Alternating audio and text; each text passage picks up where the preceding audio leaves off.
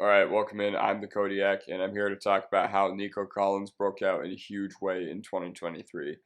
Here are the only wide receivers I'm taking over Nico Collins right now if I'm an NFL GM. So this is kind of weighing age, production, and I'm kind of thinking of a 3 to 4 year window in that span since that's the way most NFL GMs think anyway, because 3 years in the NFL is like a decade in the normal world. So here are the only wide receivers I'm taking over Nico right now if I'm an NFL GM.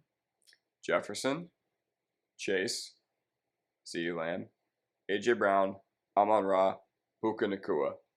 That's it.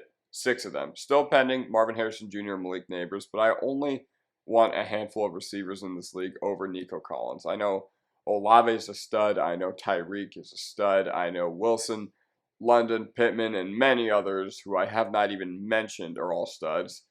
But I'm not taking anybody besides those 6 over Nico Collins. That's it. Nico Collins is the NFL's new elite receiver. So Houston looked like they were lost after the 2020 season, and they ended up firing Bill O'Brien after 4 games through the year, and Deshaun Watson requested a trade that following offseason. Lo and behold, after all the allegations against Watson came out, Houston looked like it was a very, very hopeless franchise, especially considering their 4-12 pick. That upcoming draft was property of the Miami Dolphins due to trading it for Laramie Tunsil. And this team got rebuilt very quickly.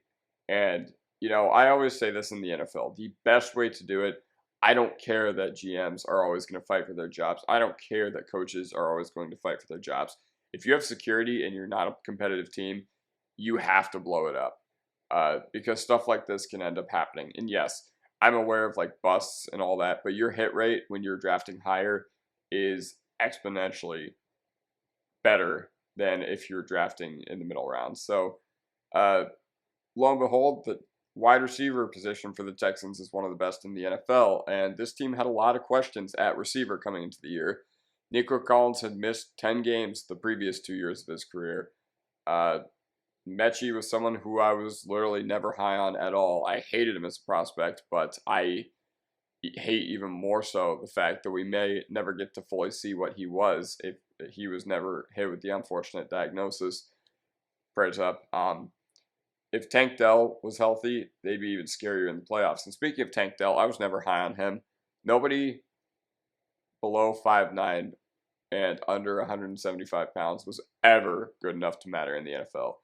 The best 5'8" prospects ever, or best sub 5'9" prospects ever, were Wan'Dale Robinson and Rondale Moore, and those guys have basically been non-factors outside of a few games.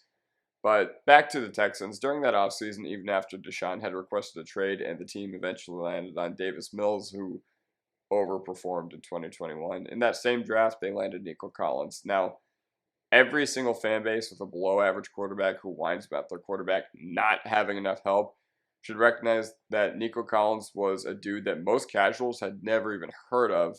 Most even casual fantasy players, guys who were really into season-long, he was kind of a non-factor, when you think about skill position guys at this point last year. But back to the draft, I don't remember hearing about him a lot during the pre-draft process. I just remember hearing insanely hard worker. Never heard a single bad thing about this dude, even while his quarterback was awful and clearly holding him back in DPJ. It was appalling how awful their quarterback was during Nico's final season in Michigan.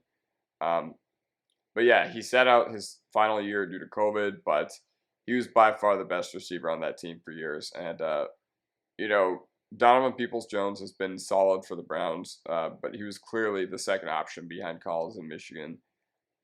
Collins had size, speed, and incredible hands, but not a lot of refinement as a route runner, but he eventually ended up getting there. So Collins, if he came out in 2020, was going to be right behind that first tier of rookie wide receivers. So behind Ruggs and Lamb and in the Jefferson, Higgins, and Rager tier. Now, I know the careers that those guys have had are all over the place, but because of the quality of the receivers in that draft, he chose to go back to school for another year. And yeah, the quality of receivers in 2021 was also very good. You had guys like Jamar Chase and Devontae Smith, but this dude genuinely may have been a first-round talent drafted in the 3rd round. And his draft stock probably fell a little bit due to, COVID and sitting out a year. Granted, it really seemed to affect a lot of the guys. Unless you were an elite prospect, it affected you 100%. It didn't affect Parsons, didn't affect Chase, but it affected guys like Nico Collins, who weren't uber productive to the point where it didn't even matter. That said, I do remember hearing a few things about him in 2021, considering I was in the community at that time, and I just remember that he was always willing to compete, and the Texans got a stud. And I think between him and Stroud, it's pretty crazy that each of them were on the wrong side of the rivalry when one team dominated and never beat the other. So I don't know. But one thing I didn't even realize is that Michigan did not even have a wide receiver coach on staff during Collins' freshman or sophomore year. So this dude, Pep Hamilton, comes to the Texans, drafts Nico Collins, and then wastes Nico Collins' rookie year with the Texans. But most of all, why did Nico Collins ascend into that elite tier of receivers this year, in my opinion? Well, the arrival of CJ Stroud definitely helped him turn into the receiver he is because, when CJ Stroud was asked, how is Nico? How's his demeanor? How's everything in between? And Stroud just described him as a silent killer, silent assassin, guy who's a student of the game, ready to do everything it takes to win. And this is the same persona that Casario went for in 2022 when he drafted Stingley third overall. Nico Collins had 5 100-yard games this year, including a buck 195. A buck 95 in the winner-take-all game versus Indianapolis at the end of the year. And from his reception perception, he was dropped on contact on 33.3% of the first times he was hit.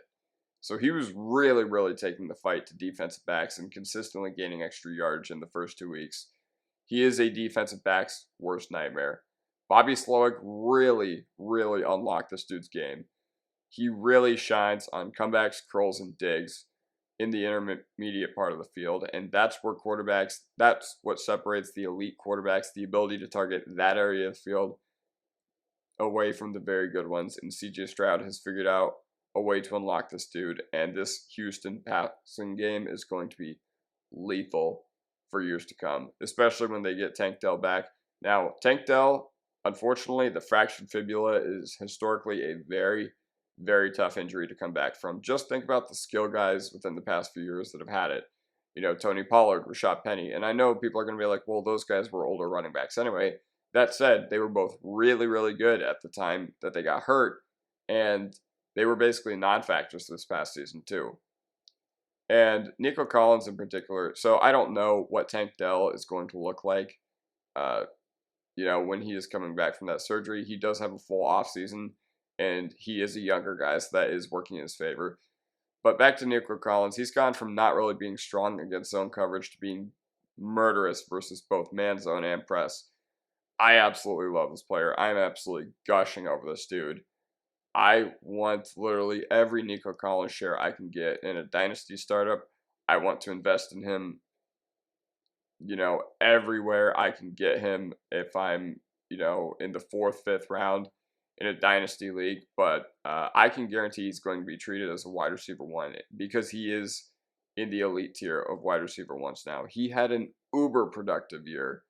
He finally had the huge breakout that we were all hoping he could.